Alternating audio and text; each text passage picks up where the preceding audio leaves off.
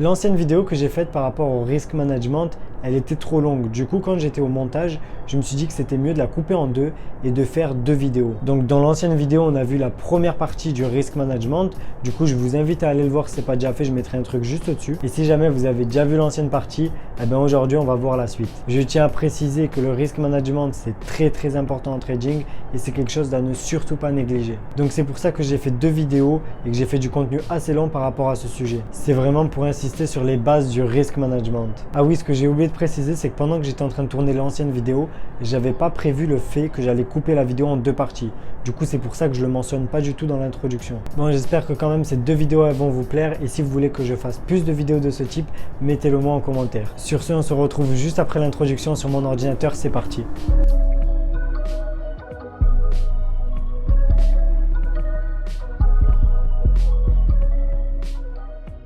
Donc l'un des éléments les plus importants aussi par rapport au risk management, c'est le risque-rendement ratio. Donc ça s'appelle risk-reward ratio, du coup je l'ai traduit.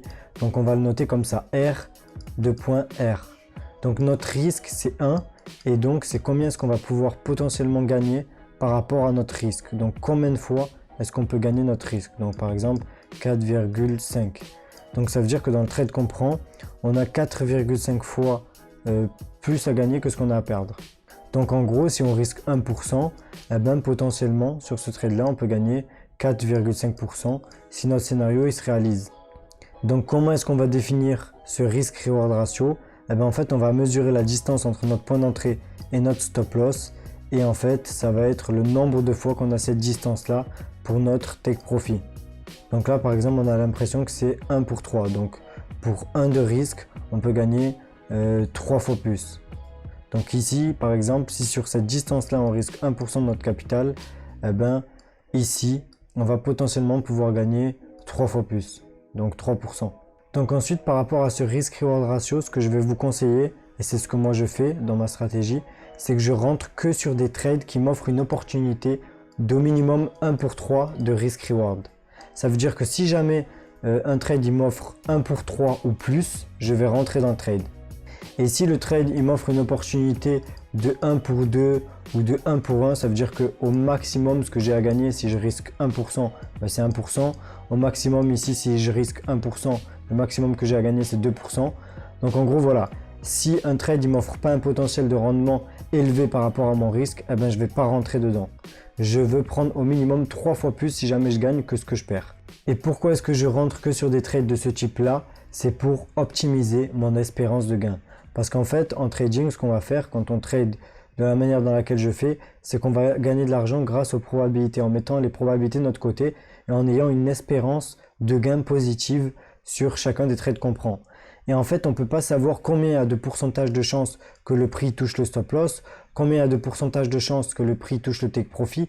On ne peut pas savoir exactement combien. On peut estimer, mais on va biaiser en fait ça par notre mauvaise psychologie. Du coup, en faisant ça, en rentrant au minimum sur des trades sur lesquels on a 1 pour 3, eh bien, on va optimiser notre espérance de gain. C'est mathématique.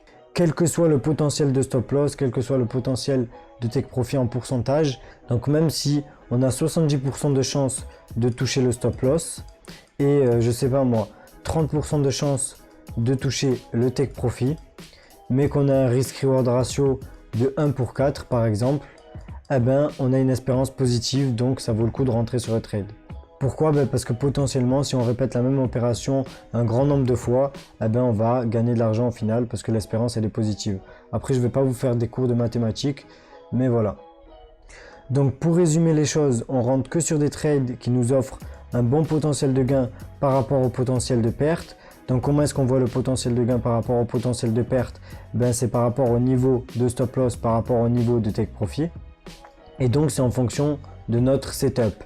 Là si par exemple on rentre ici, donc on achète, buy, et qu'on fixe notre objectif à ce niveau-là, on définit que notre scénario il se valide à ce niveau-là parce qu'il y a des probabilités que le prix se retourne à ce niveau-là, et notre stop loss on le définit à ce niveau-là parce que selon nous notre analyse elle est annulée à ce niveau-là.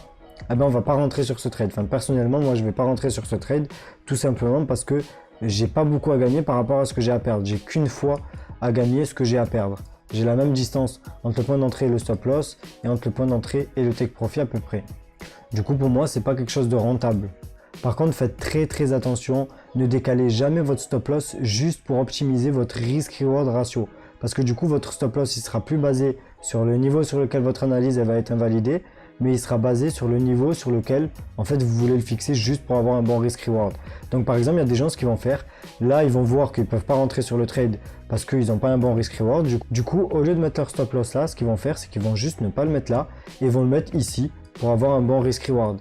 Mais là, en fait, non, là, ce ne sera pas valide. Parce que si le prix fait ça et il fait ça, eh ben, notre analyse, elle sera toujours valide, mais notre stop loss, il sera encaissé. En fait, ce sera complètement stupide.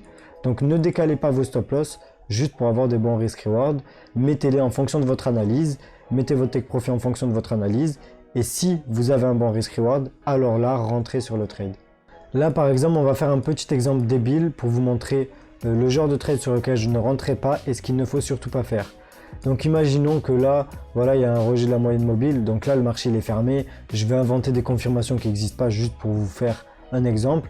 Donc imaginons qu'on rentre ici par exemple, on définit notre stop loss, le niveau sur lequel notre analyse elle est invalidée en dessous de l'ancien plus bas, et notre objectif on pense que c'est ce niveau là, donc c'est l'ancien plus haut, parce que le prix pourrait se retourner à ce niveau là, puisqu'il a déjà rejeté ici, il a déjà rejeté ici, du coup il pourrait se retourner à ce niveau là, et on fixe notre objectif ici. Ici le risk reward il est ici, donc c'est 1,75. Donc notre gain potentiel, il est de 1,75 fois notre risque. Donc pour moi, ça vaut pas le coup de rentrer. Donc je vais pas rentrer sur ce genre de trade et je vais juste, voilà, next. Bien évidemment, même si le risk reward il aurait été bon, ici j'ai pas assez de confirmation pour rentrer. J'ai dit ça au pif pour vous montrer un exemple de là où il ne faut surtout pas rentrer. Par contre, aussi ce qu'il ne faut surtout pas faire, c'est par exemple là on va dire qu'on a une opportunité, on a un risk reward qui est mauvais, du coup on peut pas rentrer sur le trade, mais il y a quelqu'un il va forcer son entrée, donc il va bouger le stop loss comme ça pour avoir une entrée qui lui donne un bon risk reward. Et ce qui va se passer, c'est qu'il va plus avoir un stop loss qui sera fixé sur un niveau d'invalidation, il aura juste un stop loss qui sera fixé pour optimiser son risk reward, mais ça aura plus aucun intérêt. Et du coup ça va gâcher tout l'objectif finalement du risk reward. Là je vais vous montrer à l'inverse quelque part où j'ai un bon risk reward ratio, donc c'est mon trade sur AUD/NZD, donc dollar australien contre dollar néo-zélandais, et ce qui se passe là c'est que voilà, j'avais toutes mes confirmations que je vous ai montré juste avant, on va pas les répéter. Je suis rentré à ce niveau là, mon point de sortie sur lequel mon analyse elle est invalidée, c'est ce niveau là, puisque si le prix dépasse cette trendline ascendante là, eh ben, ça va annuler mon scénario. Et comme j'étais rentré ici sur ce retest du higher high, donc ici, ou lower high, ça dépend comment on voit les choses, ça dépend sur quel time frame on se base, mais voilà, vu que le prix il invalide mon scénario à ce niveau là et qu'il le valide à ce niveau là, mon potentiel de gain il est 5,62 fois supérieur à mon potentiel de perte. Donc pour un risque par exemple de 1%, mon potentiel de gain il est de 5,62%. Donc comprenez bien les choses, ne forcez jamais vos stop loss, ne les modifiez jamais juste pour optimiser votre risk reward, c'est vraiment important. Je fais que de le répéter parce que je vois plein de gens qui font cette erreur là. Et après je vois aussi plein de gens qui rentrent sur des trades sur lesquels ils n'ont pas une bonne espérance de gain. Donc des gens qui rentrent sur des trades sur lesquels ils ont des risk reward qui sont complètement éclatés, donc des trucs comme ça. Après voilà, il y a beaucoup de gens qui auront leur analyse qui va être invalidée à un niveau supérieur à leur stop loss, tout simplement parce qu'ils auront fixé leur stop loss juste par émotion, donc par une mauvaise psychologie. Ils auront fixé leur stop loss loin de leur point d'entrée juste parce qu'ils pensent que comme c'est loin de leur point d'entrée, il y a beaucoup moins de chances que le prix il atteigne ce niveau là. Et donc ce que je voulais vous dire par rapport à ce fameux risk reward ratio, c'est que c'est ça qui va nous permettre d'être rentable sur du long terme et d'être constant sur du long terme avec aussi le money management que j'expliquerai dans la prochaine vidéo. Donc ce qu'il faut que vous reteniez par rapport à ce risk reward, c'est que si vous prenez des trades avec des risk reward ratios de tout le temps au minimum 1 pour 3 et avec des niveaux de stop loss et de take profit bien définis par rapport à votre setup et pas par rapport à votre psychologie, ce qui se passe c'est que même si vous perdez 50% de vos trades, voire plus, eh ben, vous allez quand même être gagnant, tout simplement parce qu'à chaque fois que vous allez perdre, eh ben, vous allez perdre moins que ce que vous allez gagner. Ensuite par exemple avec des risk reward de 1 pour 5, même si vous perdez 70% de vos trades, eh ben, vous allez quand même être rentable parce que à chaque fois que vous allez gagner tellement de fois plus ce que vous perdez à chaque fois, que même avec 70% de taux de perte, eh bien, vous allez gagner de l'argent. Donc ça, c'est des petits exemples qui sont un peu faciles à dire, mais c'est pour vous montrer vraiment la puissance des risk-reward ratio. Bon voilà les amis, on en arrive à la fin de cette deuxième partie de la vidéo sur le risk management. J'espère que la vidéo vous a plu. Si c'était le cas, mettez-moi un gros pouce bleu. Si jamais en revanche vous avez des questions, n'hésitez pas à les mettre en commentaire. Si vous voulez en savoir plus et que vous voulez plus de tips par rapport au trading, n'hésitez pas, dans la description, il y aura ma chaîne Instagram dans laquelle je fais des lives de temps en temps pour parler de trading. Il y aura aussi ma chaîne Telegram gratuite dans laquelle je partage des tips par rapport au trading, et vous aurez aussi mon groupe Telegram privé dans lequel je partage énormément de contenu par rapport au trading. Bon, si jamais vous n'êtes pas abonné encore à la chaîne YouTube, je vous invite fortement à vous abonner juste en bas et à activer la cloche de notification pour ne pas manquer les prochaines vidéos. Sur ce, on se dit ciao et on se retrouve dans la prochaine vidéo.